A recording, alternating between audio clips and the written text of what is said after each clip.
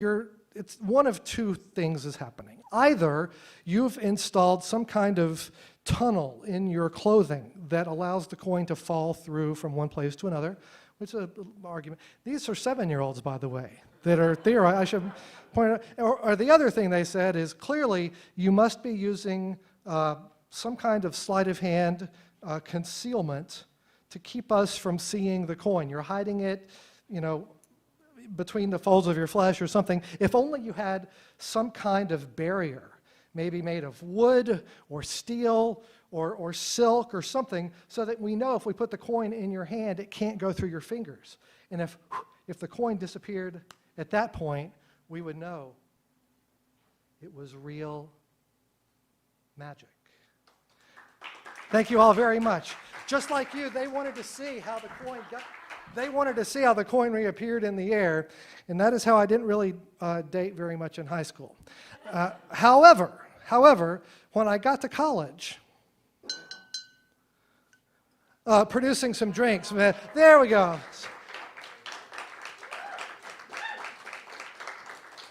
I'm just holding this for the photographer. Thank you very much. That was good. Set that aside for the gentleman in the audience who may wish to understand. It's corner to corner, twice, separate those, fold that, wrap, tuck.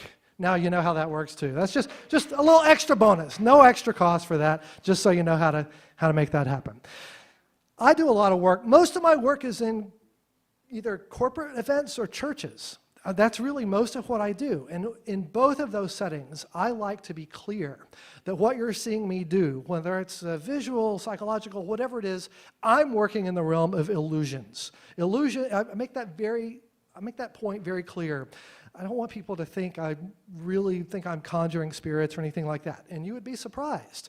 Some of the people in this room can tell you how that does happen from time to time. People get worried about what you're doing. So I just want to make sure everyone understands the meaning of the word illusion. So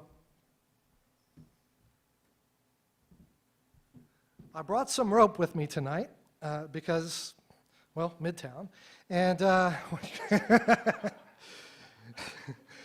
so here we have 3 pieces of rope, and I'm going to use these to create an illusion for you. And this is not a huge piece of rope. This is that sort of nylon-ish rope from Home Depot or someplace like that. This is a small piece of rope, and I'm going to ask this gentleman to hold on to that. Please pull on it. Make sure it doesn't stretch or come apart, or there's nothing hiding inside. And here we have some other pieces of rope. Sort of a medium-ish sized piece of rope right here, somewhat longer, not quite as tall as I am. And I'm going to hand it to this gentleman right here. Thank you. And here we have a really extensively long piece of rope. And we'll work with that in a moment. And these folks are going to examine this. Gentleman in the attractive hat. The very attractive Atlanta Magic Night VIP hat. Well done, sir. I'm going to pass this over to you.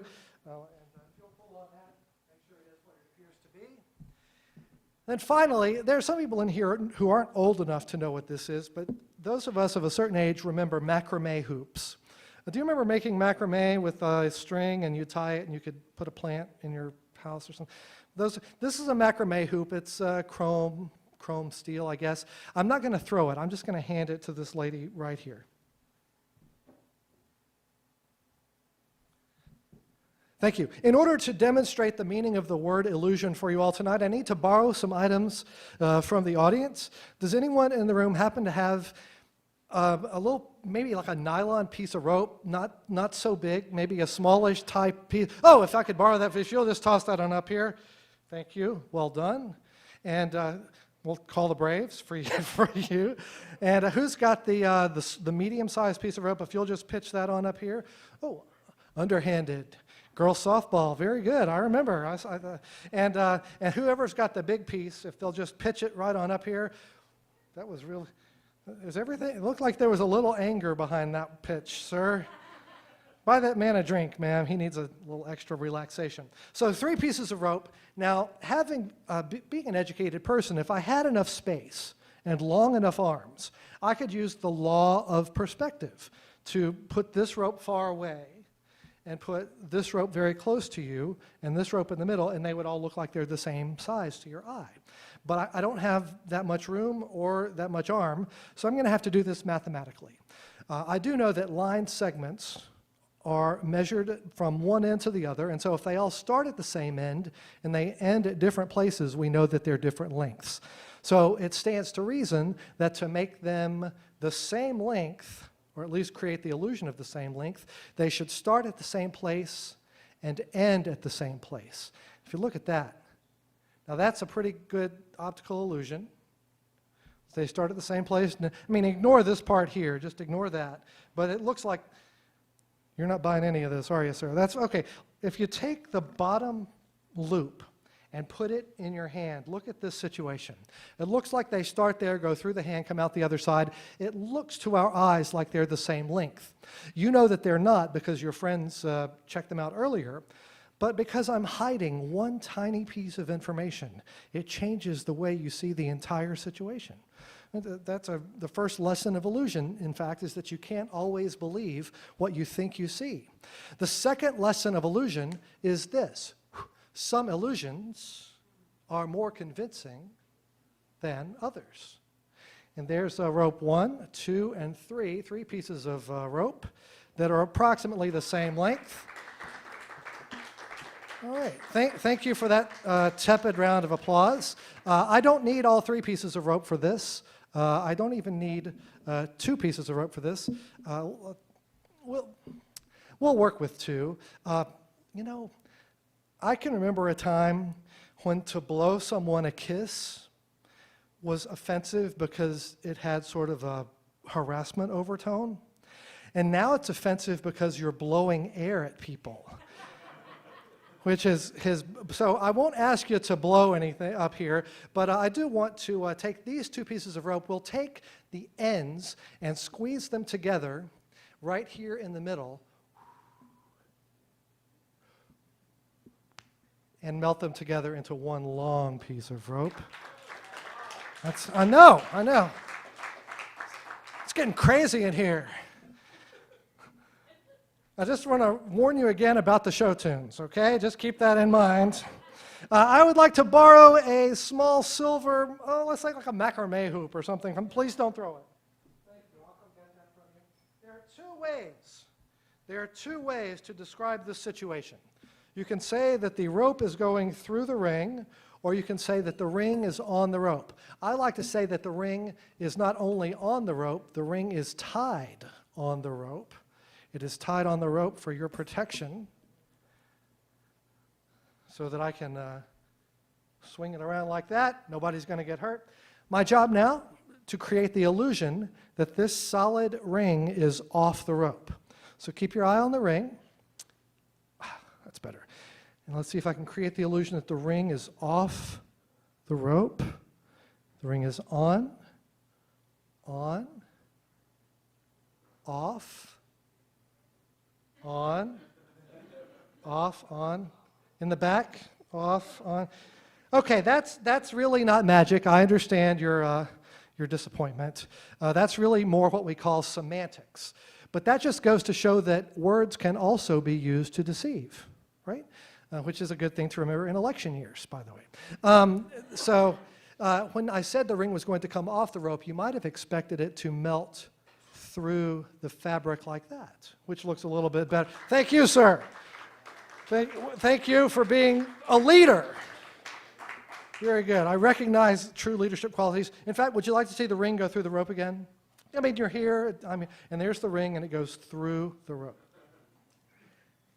It's the same joke from before. Let's try this again. We'll try throwing it and do a little acrobatic skill. We'll take the ring and throw it across and make it balance on the other side of the rope. My ends are coming loose.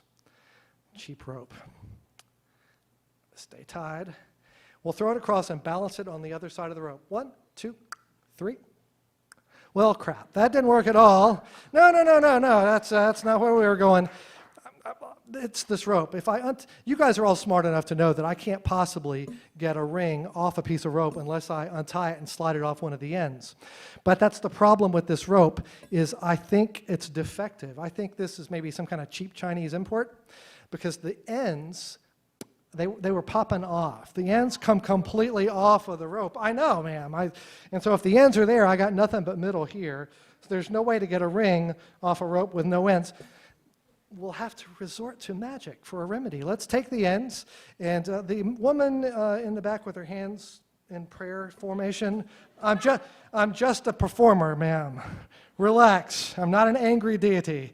You're not a sinner in the hands of an angry God, I promise you. Here are the ends. Here is the middle. What's your name? Sarah. Sarah? H or no H? Oh, there you go. Very good. Just like, here's the ends. You just say stop anywhere. Stop. That spot right there. Everyone keep your eye on the spot where Sarah chose. That is where I wrap the ends around the rope, and with a little luck, that is the spot where the ends melt right back onto the rope. That's right, that's right. Now I can get the, oh, thank you very much. You guys are very good. I'm getting tired of this too. I can hear that you guys are getting, so we'll go back. I didn't start this whole thing with just one rope. We started with two ropes. And you may recall at the beginning of this odyssey, we had 3 ropes. So we'll just go back to the beginning when we have 1, 2, 3 ropes, all the same length. But since I care for all of you deeply, I will go the extra mile back to the very beginning of this adventure, when we were talking about the fact that it only looked like these ropes were the same length. If we bring them right back through this portal, you'll see that they've been 3 different lengths. All. Thank you.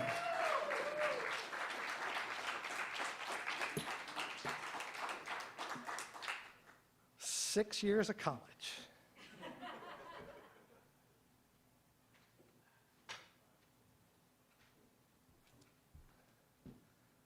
I'd need everyone in the room to think of a 2-digit number. We're going to have a little adventure together. Think of a 2-digit number, and I will attempt to amaze you with little more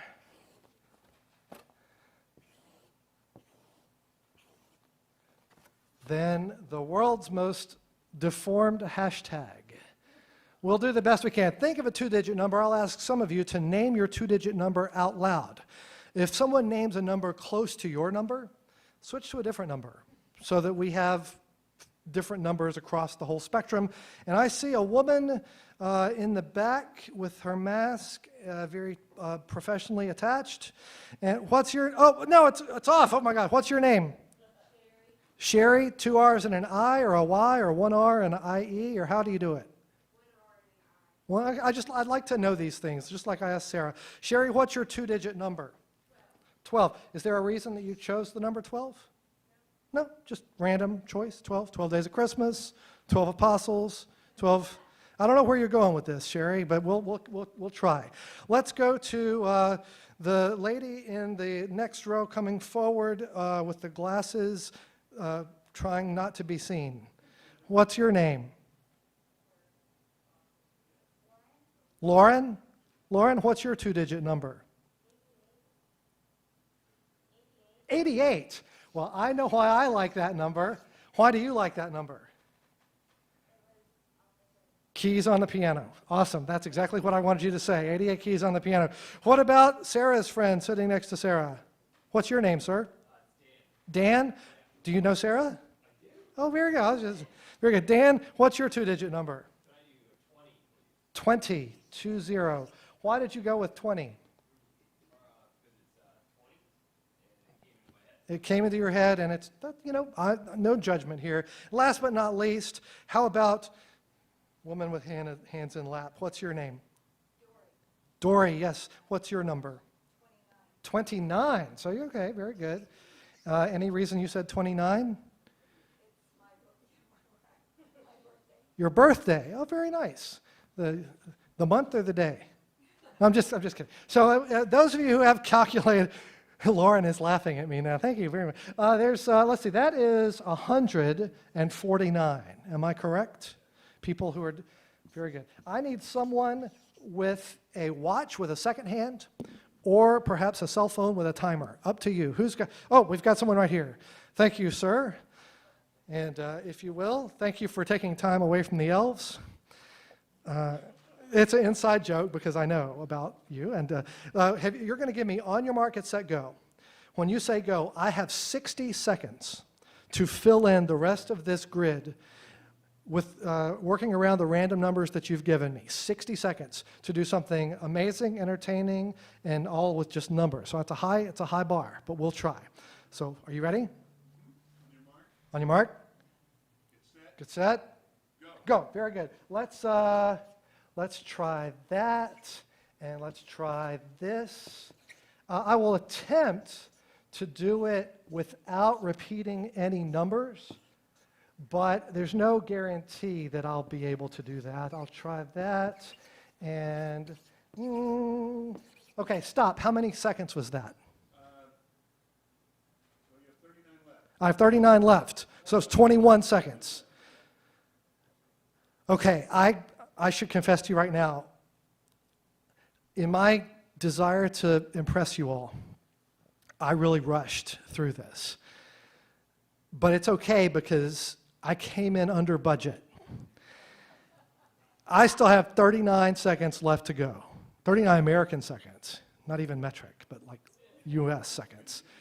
In Canadian, it's like an hour and a half. But in US, 39 seconds. So if I failed, I reserve the right to try again. I think that's more than a fair deal between us.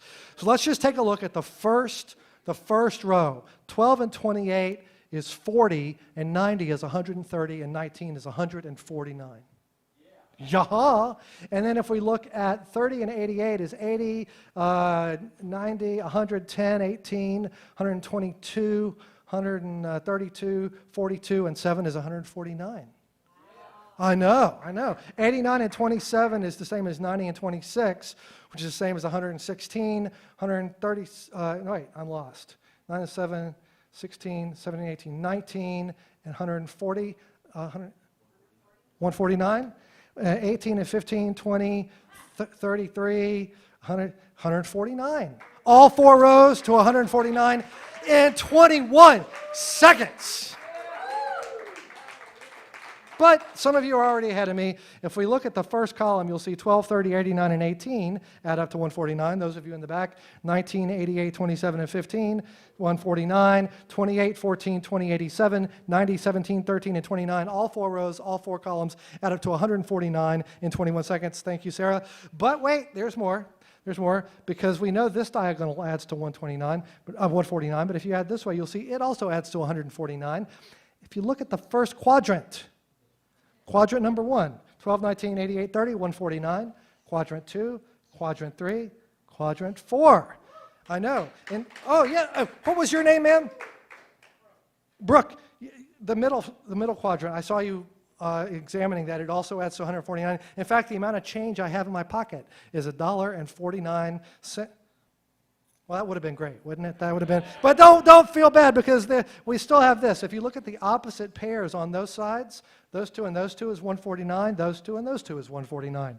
These two and these two is 149. These two and these two is 149. In fact, if you pick any, I appreciate it. Let's let it build for the end. That's good. Because if you look at any tic-tac-toe board on the square and add their corners, like 12, 28, 20, and 89 is 149, or 88, 17, 29, and 15, or let's see, 30, 18, 87, and 14, so on and so forth. In fact, the four corners of the whole doggone thing add up to the random number you created for me only moments ago, 149. Fantastic! Wouldn't you agree? I'm looking at all your faces. Yeah, I'm looking at all your, I didn't even need those other 39 seconds. I'm looking at all your faces, and the guys are like, oh my gosh, he is so good at that. And all the ladies are like, well, he really didn't date in high school. He's straight. You can both be right, that's fine. But I didn't learn a lot at Mississippi State University, but I did learn how to add. So there you go.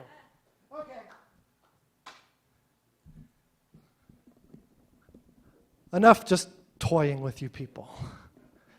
It's time to get serious. I'm going to play some cards. My time is going so fast. We're going to play some cards. You're going to play as a group against me. And so here's how it'll work.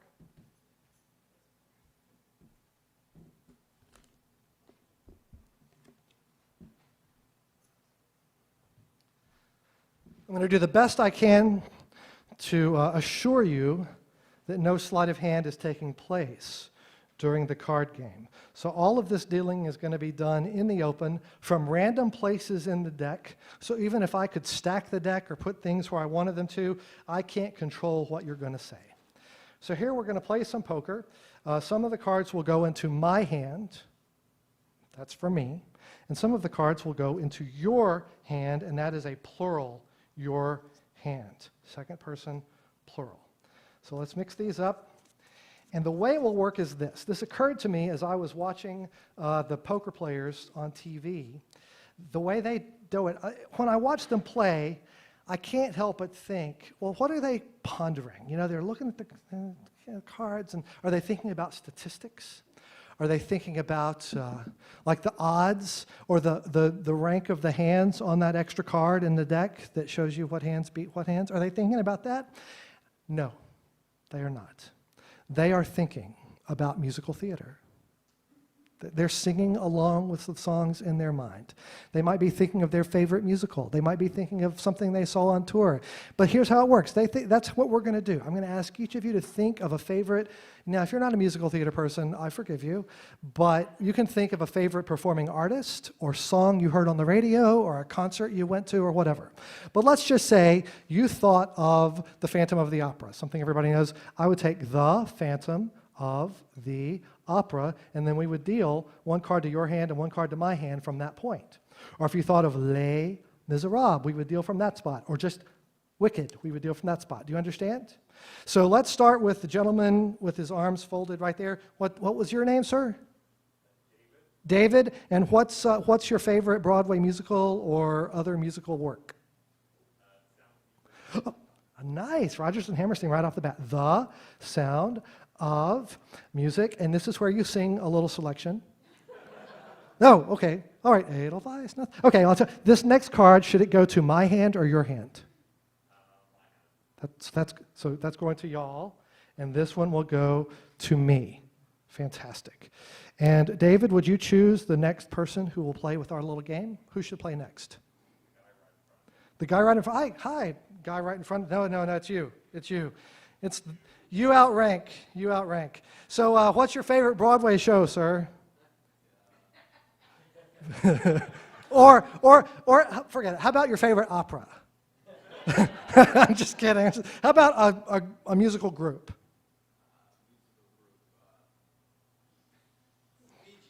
The Bee. That's what I'll take it. Is Bee Gees one word or two? We'll go with two. The Bee Gees. So it's an abbreviation. But so should this card go to my hand, sir, or to yours? Let's do yours. This one goes to my hand. This one will go to y'all. Fantastic. And would you choose the next person to play for us? Yes. Let's go with the lady right to your left. Hi, Christy. What's your favorite Broadway musical? It's not my favorite because I have a lot. I understand. Something we share. Pippin. Pippin. Oh my gosh, that's just one word, Pippin. Everything has its season. That's right. So we'll go. So Pippin. Should this next card go to your hand or mine? Your hand. So this goes to me, and this goes to you. So that's three. We have two more cards. Who should the next contestant be? Next door. Chris, favorite Broadway musical or just one that springs to mind? Rent. Another one word. So Rent. And so should we deal from this to my hand or to yours? This goes to me. This goes to you. Let's see how this is going. I forgot to be thinking of my own Broadway shows this whole time. I'm just working with the ones you gave me. And so I hope this works out. Who should play next? Gentleman in front of you. Hello, sir. What's your favorite Broadway show or other musical work? Oklahoma. Very good choice. Oklahoma. Do you know what the original title for the musical Oklahoma was? Nebraska. I'm just. It was called Away We Go when it was on tryouts. It was called Away We Go. So should this next card go to your hand or to mine? So this goes to mine, and this one goes to yours. And so you each have 5 cards that have been distributed from random spots in the deck, leaving me with these discards that are out of play. These are your cards. We will work with those momentarily. Let's see what you gave me. You gave me a 5 of clubs. Not an auspicious start, but many good shows start slowly. You gave me a 3 of hearts, so I am not going to be able to do a flush or a straight flush, but I could do a straight. We're still working on a straight, 3 and 5, and you gave me a jack. Well, that blew everything. I'm not going to do much with that. Maybe we can get a pair or a full house or something. Let's see. No, king. So see, you've got me working on the low end, and you got me working on the high end, but nothing really going. And a queen. Look at that, jack, queen, king. Oh, I feel really bad about that. I should have been thinking about my favorite Broadway shows a little bit more. These are the cards that you dealt to yourselves.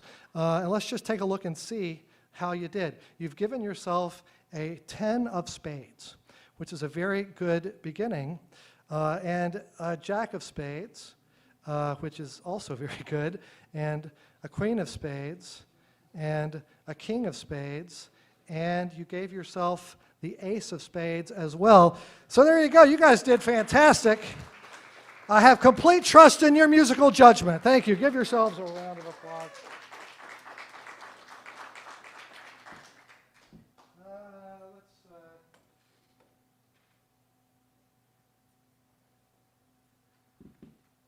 My time is running quickly, so we're going to adjust just a bit.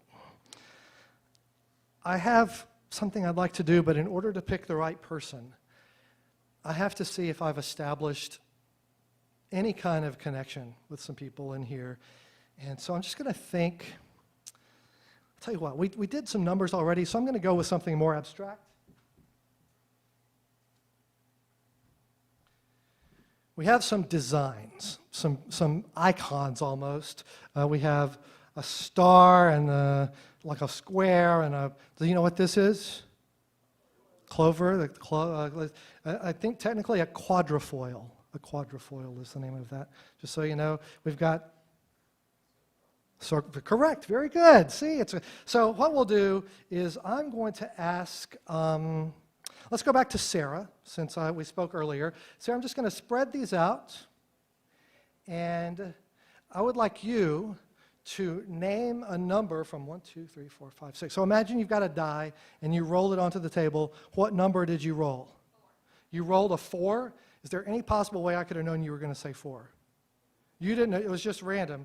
So there's 1, 2, 3, 4, right there. This is number 4 that you've chosen. One further, you would have had the quadrifoil. One less, you would have had the starburst. Pow, biff, zan. Okay, so but instead you got this arrow, which that's pretty good because this has been attached to the mic stand since you came in. And if you take a look at it, you can see that it is, in fact, the one that... So that you're perfect for this. You're perfect. Could I ask you, if you are comfortable and willing to assume all liability, would you join me on stage? Give her a round of applause.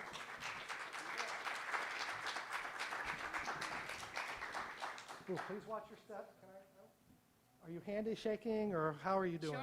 Okay, I don't, Bump? bump is good. Okay. I'm trying to be, I don't know what to do. I'm so lost in this new world. So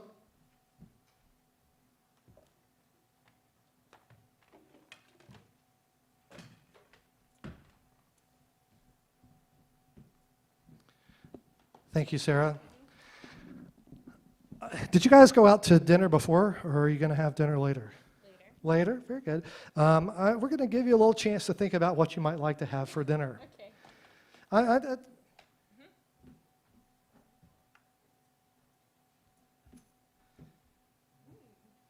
I did go to the trouble of making a little prediction about what I thought you might do for dinner. Okay. Dan and I, we didn't set anything up, but we'll set that here. Guest check here. Well, I warned you in advance, and I'll let you take that because you're going to take your own order. I will warn you in advance that it's a pricey place. It's not one of these, This is like, let's impress her. So here's the menu. I'll hand you the menu. If you will, open it up. This is going to be a multi-course adventure. We'll start with an appetizer. Look through the appetizers. Pick one of them. Which one would you like? Oysters. Fanny Bay oysters. Fanny Bay oysters. 4 oysters and what the mignonette sauce? Is that what that is? I don't even know what that is, but I'll take this. Okay. How much are the oysters? $12.50. $12.50. So if you'll write oysters $12.50 on there, that'll be great. Fantastic. And then let's just go and say, how about we'll do a salad course too. Pick a salad. The grilled Italian vegetable salad. Grilled Italian vegetable salad, $12. $12. Man, you're already up to like $25, and we just on the salad, my friend. How much is that? 12? Yes. Very good. 12 even. Very good. Let's go to. I'm kind of in the like the Adkins approach, just anything that moves, eat it, kind of a thing. So we've got some grilled meat. And this is where we're going to have like a very nice entree. So of those, and you see they're all different prices. Which one would you like to have? The filet mignon. Filet mignon. Very good. With orange grémoulade and crispy roasted potato slices, AKA French fries. That's very good. So that's for $40.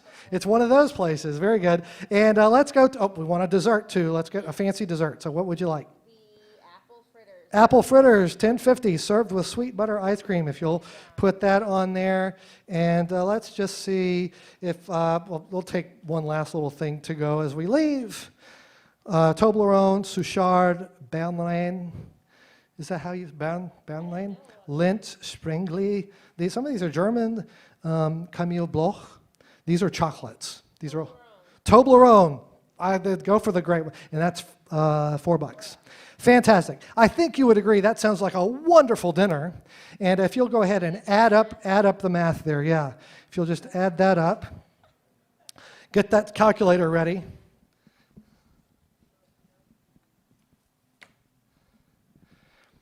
How you doing on that? Can't talk. Shh, shh, shh, shh.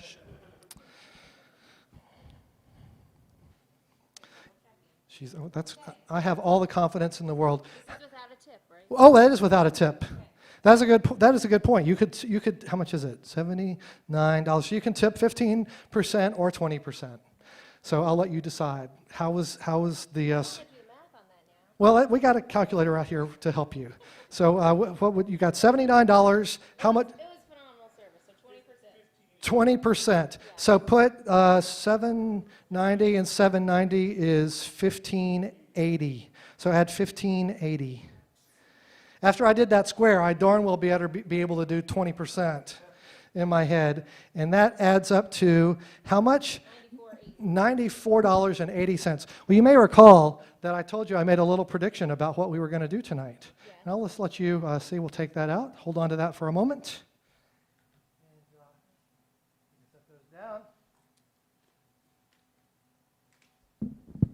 Hi, friends. I took the liberty of prepaying for tonight's special. For tonight's special dinner, I had a strange feeling that you would spend exactly. $79. I figured you'd leave 20% tip. So I prepaid the restaurant a total of $94.80. $94.80.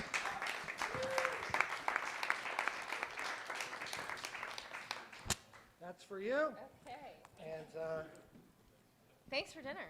what's that? Thanks for dinner. You're welcome. Excellent. Give her another big round of applause.